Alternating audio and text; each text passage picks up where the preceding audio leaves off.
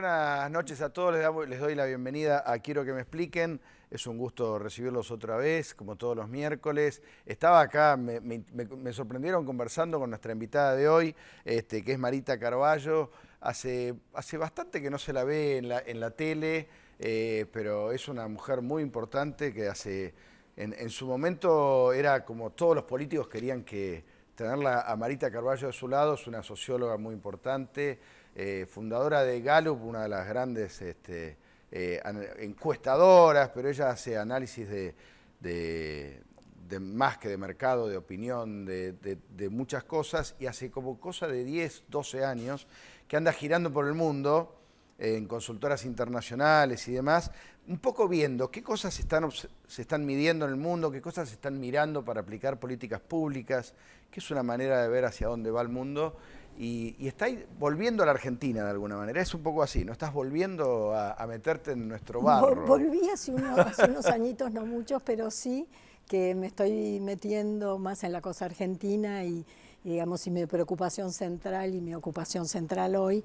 si bien sigo en contacto internacional y haciendo proyectos internacionales, es mi propio país. ¿Y tu propia agencia, o cómo se dice, consultora? Sí, exactamente. ¿Qué se llama? Se llama Voices, y bueno, es un equipo que estamos trabajando desde el 2012, juntos, hacemos mucha investigación social, y también hacemos mucha investigación de mercado.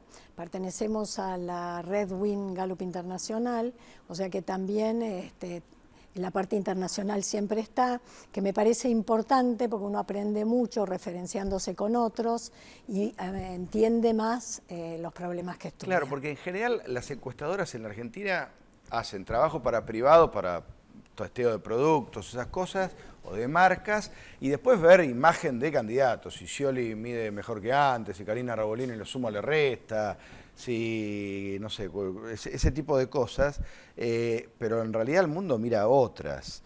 Contaros y de hecho parte de eso creo que está en este libro, que es tu último libro, que se llama La felicidad de las naciones, claves para un mundo mejor, donde Marita cuenta justamente sobre una de las cosas que se están observando en el mundo y que son cruciales, no solo para tomar políticas públicas, sino para las decisiones individuales también, que se cruzan en esto de la búsqueda de la felicidad. La felicidad es un objetivo que antes no existía, o por lo menos no estaba plasmado, ¿no? Mirá, la felicidad es un objetivo para todos nosotros. Todos nosotros queremos ser felices y queremos que nuestros seres queridos lo sean. Pero es un objetivo individual. Exacto, pero como cosa pública, como valor sociopolítico, no hace tanto que se está trabajando.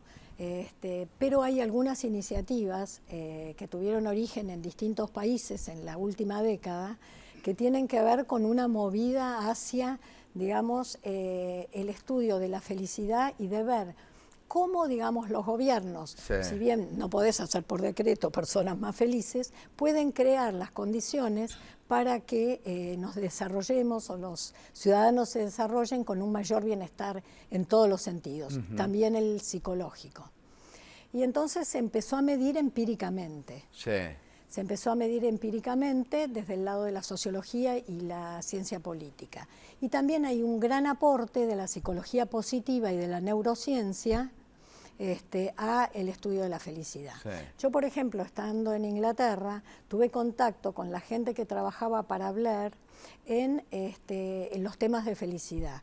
Y estaban implementando... Perdón, pará. ¿Había un tipo que trabajaba para Tony Blair en los temas de felicidad? ¿Un especialista? Había un equipo en el London School of Economics. El que lideraba eso era el profesor Layard, que era alguien que así asesoró mucho a Blair y después siguió también asesorando al gobierno británico con Cameron. Con el cambio de gobierno incluso. Sí, y con Blair hizo algunas cosas muy interesantes en términos de empleo, con el tema de felicidad, y en los últimos años se hicieron cosas muy interesantes también en el plano de la salud y en el plano de la educación.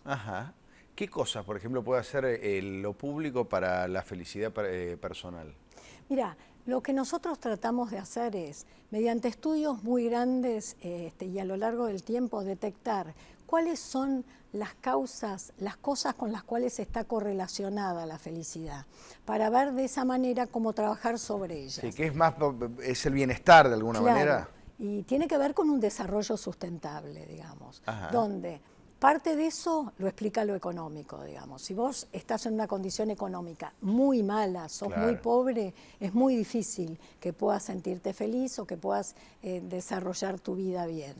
Pero una vez que tenés las necesidades satisfechas, básicas, de salud, educación, digamos, lo básico, un ingreso mayor no te hace necesariamente más feliz, sino que son otras las cosas que importan.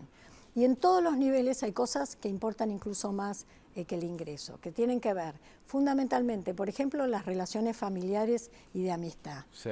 Entonces, una de las cosas en las que se trabaja es cómo hacer, digamos, para que las relaciones familiares puedan desarrollarse mejor. Una de las cosas es tiempo. Entonces hay una serie de estudios que hacen cómo conjugar el balance de vida de las personas. Cuánto tiempo de trabajo, cuánto tiempo... Entonces hay que achicarle el tiempo de transporte, por ejemplo. La parte del transporte es clave.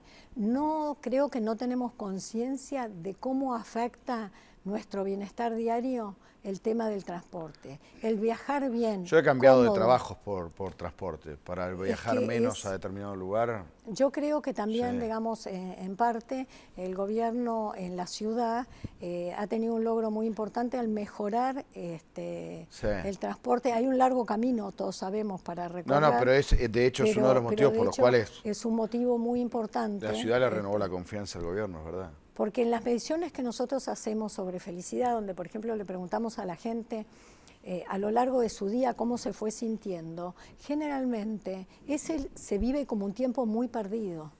Claro. Donde no se viaja cómodo, no se está haciendo nada ni que resulte útil ni placentero. Y si podemos achicar eso, es un tiempo que podríamos dedicar a nuestra familia, a nuestros amigos, al esparcimiento, a leer un libro, a hacer lo que nos guste. Qué bueno. A ver, ¿qué otra cosa más? Dame Por ejemplo, algunos tips. En el tema de salud hay todo un campo muy grande para trabajar también, que tiene que ver con la implementación de también tener en cuenta al ser integral. Generalmente se presta mucha atención a la salud física, pero muchas veces menos a la salud psicológica. Y entonces, por ejemplo, los argentinos nos sentimos muy felices, bastante felices, mejor dicho, pero muchas veces estamos muy estresados y demás. Entonces, todas políticas, esto por ejemplo se hizo en Inglaterra, que se aplicó un sistema de terapias breves que no solo rindieron en términos económicos porque se gastó menos en salud, en ahorro de otro tipo, que la gente se enfermaba menos y tenía que tomar menos medicación y demás, pero que se revirtió en un mejor bienestar, que se tradujo en todos los órdenes de su vida. Mejor calidad después en su trabajo, mejor calidad de relaciones con los demás. Otro de los temas en el que se puede trabajar mucho es en la escuela. Y una de las cosas que hacen mucho a la felicidad, por ejemplo, es el trabajo voluntario, el dar.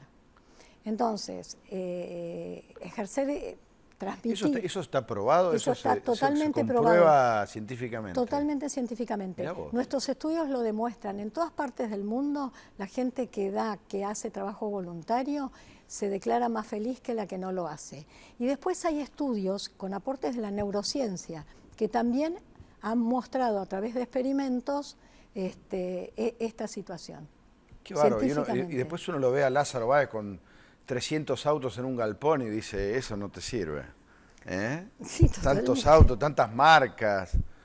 Y al final la codicia no es lo que da felicidad. No es lo que va a hacer una persona feliz. Quizás en el momento en que tiene la casa o el auto está contentísima, pero no es duradero. Es algo que pasa. Por eso también hay muchos estudios que ya tienen que ver con el consumo y demás, que te dicen que si vas a invertir un dinero, digamos, salvo que sea algo que realmente necesitas mucho, muchas veces es mejor invertirlo en experiencias que en objetos o productos. Como que, por ejemplo, vos recordás mucho más y te disfrutás mucho más pasado el tiempo, un viaje que hiciste, una comida con un hijo, con un amigo. Totalmente, que un televisor que no sé qué tenga, que sí, que además al poco tiempo va a quedar viejo igual. Sí. vas a querer otro, eso es ese es el problema. Es que muchas veces, viste, que la gente compra cosas porque están en oferta cuando no las necesita, con lo cual es carísimo eso. A mí sí. Me gusta a veces hablar como de la angustia del exceso. Sí, está bueno. Porque realmente... A ver, vos estás contando cosas que viste en Europa, que desarrollaste, que estás empezando a desarrollar acá. En Europa vos decís que hay decisiones de Estado que se toman en esta línea. Sí. ¿Y acá estamos muy lejos de eso? Mira, en realidad es bastante incipiente en el mundo en general, pero en países que han avanzado, como Inglaterra, Francia, muchos los países como Canadá, Nueva Zelanda, Australia, sí, también los países nórdicos. Acá me parece que estamos entrando en esa variante. Digamos, lo primero que hicieron estos países fue también hacer estudios sistemáticos sobre felicidad y los incorporaron generalmente en sus estadísticas públicas, sí, como un dato más a ser tenido en cuenta, ¿no?, para el desarrollo de políticas públicas. Acá me parece que estamos empezando a mirar este tema y mi esperanza es, y es lo que yo deseo, en que vayamos aplicando y haciendo algunas experiencias para lograr, digamos, tener, digamos, ciudadanos más completos. ¿Vos sabés que a mí, ahora que decís esto, yo recuerdo muchos discursos de Macri hablando de felicidad, cosa que a mí al principio me llamó mucho la atención porque no es habitual. Bueno, además veníamos de una presidenta que tiene un estilo totalmente opuesto, que te retaba por televisión, sí, y de golpe viene un tipo, después vamos a ver si en los hechos se concreta, ¿no? Todavía estamos muy lejos de verlo, pero desde el discurso diciendo nosotros queremos que ayudar a la gente a que sea feliz. Ese vos decís que es un discurso que va con esa línea.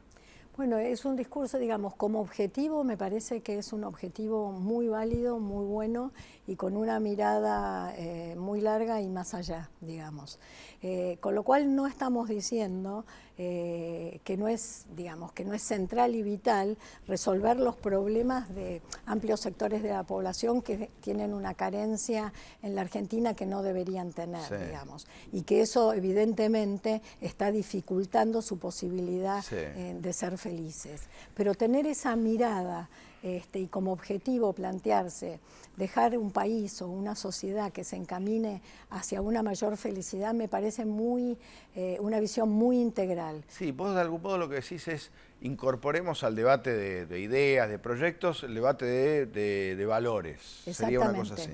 Pero bajémoslo a política pública. Y convertamos eso en algo real. Porque a mí lo que me pasa con la investigación, y es lo que yo aprendí mucho, sobre todo estando en Europa, trabajando para la Comunidad Económica Europea, es que la investigación es lindísima, me encanta, es muy bueno tener información, pero digamos, la información, al menos en mi caso, tiene que ser para la acción. Información que sirva para la acción, para gestionar, para que ayude al mejor desarrollo de políticas. Y después lo tanto de las empresas como de las... sí. Y después que sea comprobable, además. Totalmente. ¿No? Que puedas medir impacto y demás. Así que transporte, escuela, salud, se me ocurre que ocio, sí, ¿no? Deporte, cultura. Mucho de lo de salud también tiene que ver deporte, vida o sea, sana, la actividad física, vida sana, la alimentación. O sea que las cosas que influyen son las relaciones sociales y familiares, después el tema del trabajo, la importancia de en el trabajo no solo tener un buen ingreso, que por supuesto es importante, sino que digamos, sea un trabajo donde te puedas desarrollar, donde sientas que sos parte, sí, de algo mayor, donde puedas coincidir con la misión de la empresa y donde puedas desarrollarte también en lo personal. Hay unos psicólogos positivistas que escriben cosas muy interesantes, como por ejemplo Seligman, que te hablan del fluir, de la necesidad de fluir en las cosas que haces. Vos fluís cuando estás muy compenetrado haciendo algo, sí, que te atrapa y que te gusta mucho. Y tratar de encontrar ese tipo de cosas es muy importante y ver cómo podemos trabajar para que en el trabajo más personas puedan fluir, es decir, no solo tener un ingreso, sino estar comprometidas y contentas con el aporte que hacen en su trabajo, con lo que el trabajo los devuelve y con lo que ellos devuelven a la comunidad. Y en esta línea hay mucha investigación y hay bastante hecho para bajar a la acción también. A ver, después al final te voy a volver a preguntar sobre la Argentina en general, cómo ves a la política, pero déjame bajarte al barro de la Argentina, Sí. porque sé que en la agencia, en la consultora nueva están haciendo muchos trabajos sociales e hicieron uno sobre consumo de drogas y demás. Sí. Hace pocos días, 2 semanas, 5 chicos jóvenes murieron por adicciones, hay 3 que todavía la están peleando, un verdadero drama. ¿Qué es lo que pudiste ver sobre ese problema? Mira, nosotros hemos trabajado bastante el tema de drogas, lo venimos trabajando además desde hace tiempo, o sea que tenemos tendencias comparativas de años anteriores. Te doy algunos de los ejemplos. Hicimos muchos trabajos junto con el CIS, que es el Centro de Investigación Social de la UADE, que estamos haciendo bastantes cosas y también hemos hecho cosas con la Universidad Católica.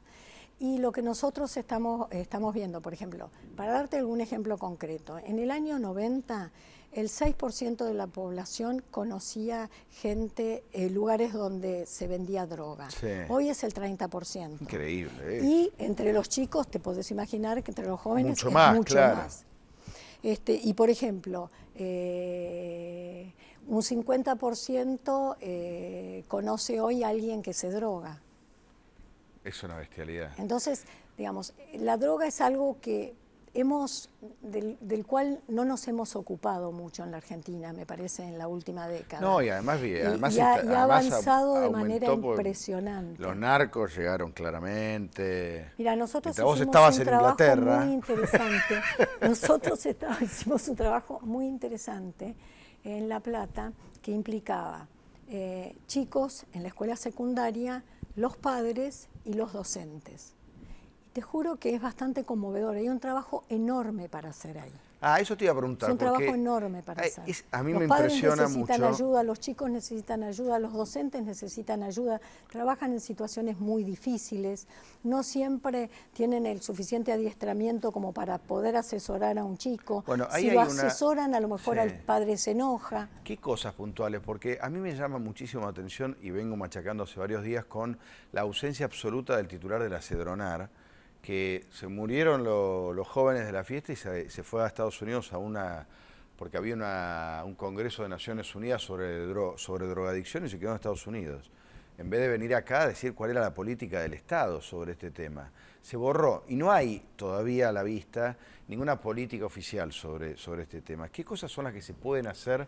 Sobre todo, por un lado hay un tema policial, pero después hay un tema para que los jóvenes digan que no. Totalmente, hay un tema que tiene que ver con tratar de ejercer los controles para que no ocurra, pero a mí me parece que si bien eso es importantísimo y hay que hacerlo, lo más importante de todo es la prevención, trabajar para la prevención, digamos, porque la prevención tiene que ver con falta de información y muchas veces, digamos, no saber cómo actuar frente al problema. Cuando las sociedades deciden, cuando los gobiernos deciden, cuando la sociedad pone un tema en agenda y se lo propone, ese problema se puede, no sé si resolver totalmente, pero acotar muchísimo y llegar a que no pase lo que pasa. Y el espacio que vos decías de la escuela es un buen lugar fundamental, ¿dónde se trabaja porque cuando esto? vos le preguntás a los chicos por qué se drogan, generalmente empezaron porque un amigo los hacía, por diversión, por vacío, por lo que fuera. Todas cosas que se pueden trabajar y no hay tampoco conciencia del daño que esto hace. No hay verdadera información sobre eso. Lo mismo que el alcohol, digamos. El alcohol es algo muy generalizado y que no hay debida... Y debe ser además muy difícil de tratar de manera individual, ¿no es cierto? Porque si un chico de 17 años es el único que no toma y no se droga en un grupo de 28, es una porquería. En cambio, es muy importante, si hay una política Claro, toda la comunidad es distinto. totalmente. Creo que es algo en que todos tienen que aportar, ayudarnos entre todos. Los padres tienen que estar más cerca, pero no es fácil. Los chicos tienen que tener toda la información que necesiten y el apoyo que necesiten. Los docentes, digamos, tiene que haber campañas de prevención que sean efectivas. Bueno, Vos fijate las campañas no, acá no se ven campañas muchísimo tiempo. A mí me llamó mucho la atención Sí. eso, las pocas campañas que uno ha visto en las últimas décadas. No, de drogas yo no recuerdo ninguna. No, yo tengo como más recuerdo anterior, digamos. De la época, otra- ¿te acordás del Estelle con Maradona? Sí. Un desastre encima. Cuando decían el viaje, la droga es un viaje de ida, y con Maradona ahí era un papel. El Y sol sin además drogas, el un drama desastre. que implica, digamos, esto de la droga química que se puede fabricar con tanta Con tanta facilidad. facilidad. Por eso, ahí si no tenés un joven que dice yo esa porquería no tomo, sonaste. Porque es muy difícil de controlar, ¿no? Bueno, vamos a ir a una pequeña tandita. Dale, cuando volvemos quiero que me cuentes cómo estás viendo la Argentina y si esto, sobre todo si este cambio de gobierno supone un cambio cultural o si un cambio cultural empuja un cambio de gobierno. Dale, vamos a la pausa y seguimos con Marita Carballo, dale.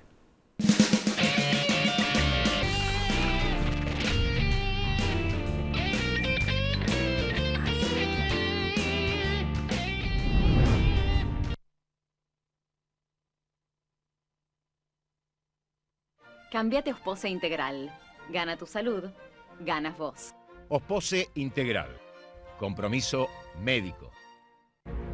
La corrupción mata, empobrece, denigra, intoxica, desampara, excluye, contamina y nos afecta a todos. Los argentinos, para volver a creer en la política, necesitamos gobiernos transparentes. Para ello, es imperioso contar con organismos de control con los instrumentos adecuados y el fundamental respeto de las autoridades. Desde APOC trabajamos todos los días del año para un país justo e igualitario.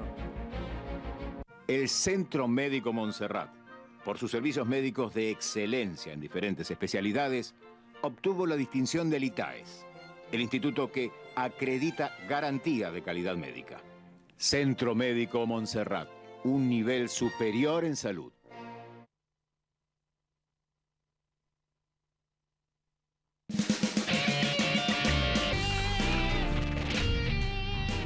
Bueno, seguimos con Marita Carballo, veníamos chusmeando sobre esto del transporte como una de las claves para la felicidad. Yo estoy convencido de que una de las claves del triunfo del PRO en la ciudad tiene que ver con eso. Pero todos lo cargaban, que la bicicleta, que el metrobús, que el metro no sé qué cuánto. Seguro que fue un logro pero fue importante, muy importante. Un logro eso. importante. Sí. ¿Cómo estás viendo en general esta Argentina, este cambio de gobierno? ¿Es también un cambio cultural o es apenas un cambio de gobierno? Bueno, digamos, me parece que se propone un cambio cultural. Vamos a ver si lo logramos. Yo veo la Argentina todavía muy fragmentada, pero avanzando hacia alguna generación de consensos. Lo vimos, por ejemplo, en la Cámara y demás, ¿no? Y además por las características del gobierno, ese consenso se hace imprescindible. Claro, cual, porque tiene muy poco poder propio. Parece que limita, Congreso. pero también al mismo tiempo ayuda a que podamos construir un país más entre todos. Y ahora, eso de la dirigencia, en la gente de a pie, en la gente común, ¿qué estará pasando?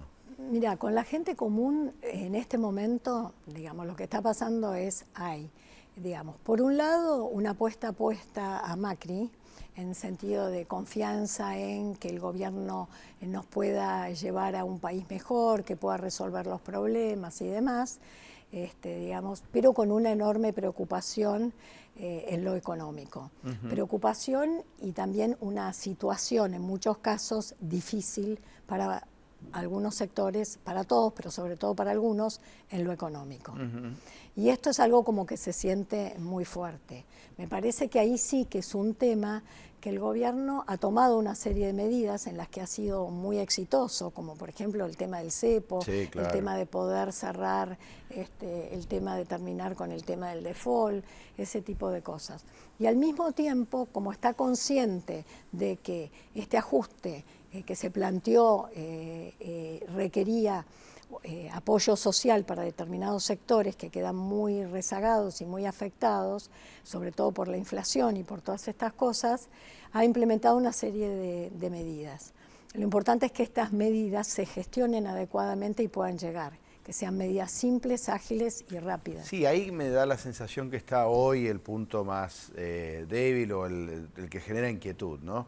Es cierto, las medidas macro, de hecho, son las que habían anunciado y las hicieron más rápido de lo que todo el mundo pensaba, con lo cual ahí claramente han tenido éxito, pero hay como una sensación de que les falta o sensibilidad o llegada a los sectores más vulnerables de manera más efectiva, ¿no? Sí, yo no diría, no sé si es sensibilidad la palabra, pero sí, digamos, como que si se decidieron hacerlo, porque hay una partida interesante cuando uno analiza Claro. cada una de las medidas, que podría paliar el problema bastante, que llegue rápido a las manos de los destinatarios, Claro, digamos. claro. Y bueno, eso es gestión. Camino a la felicidad, ¿cuánto crees que nos falta? Vos haces mucho hincapié en el problema educativo, que solo hablamos de la educación cuando hay paro. ¿Cuántas cosas, muchas, pero dónde harías hincapié para que seamos un poco más felices de acá a algún tiempo? Mira, yo creo que es desarrollo sustentable, mucho a lo que tenemos que apuntar, y que lo que nosotros tenemos que lograr, que es algo que los países muy felices, los latinoamericanos y los argentinos en general, Sí. somos bastante felices cuando Ajá. vos lo medís internacionalmente. Mira. Y esto tiene que ver porque hacemos muy buenas familias y muy buenas relaciones de amistad que nos contienen en la adversidad y también nos acompañan en la alegría. Claro. Fundamentalmente por eso. Pero después tenemos una falla muy importante, sobre la cual tenemos que trabajar para construir y que va a resolver gran parte de los problemas si lo logramos. Y uno es trabajar sobre la confianza. Fuera de nuestro entorno inmediato, Sí. familia y amigos, no confiamos en casi nadie. Ah, mira. Ni en las instituciones, ni en nadie. Entonces eso es algo que tenemos como que trabajar para revertir. Ese trabajo es un trabajo que puede hacerse, que es necesario hacer y que se hace, digamos, desde un montón de lugares, pero sobre todo desde las escuelas. Qué valioso. Gracias, Marita. Ha sido un verdadero gusto tenerte acá, en serio. Muy, Gracias a muy, ustedes, muy a vos, interesante. por invitarme. Nosotros nos encontramos la semana que viene, el miércoles próximo, aquí en Quiero que me expliquen. Chau.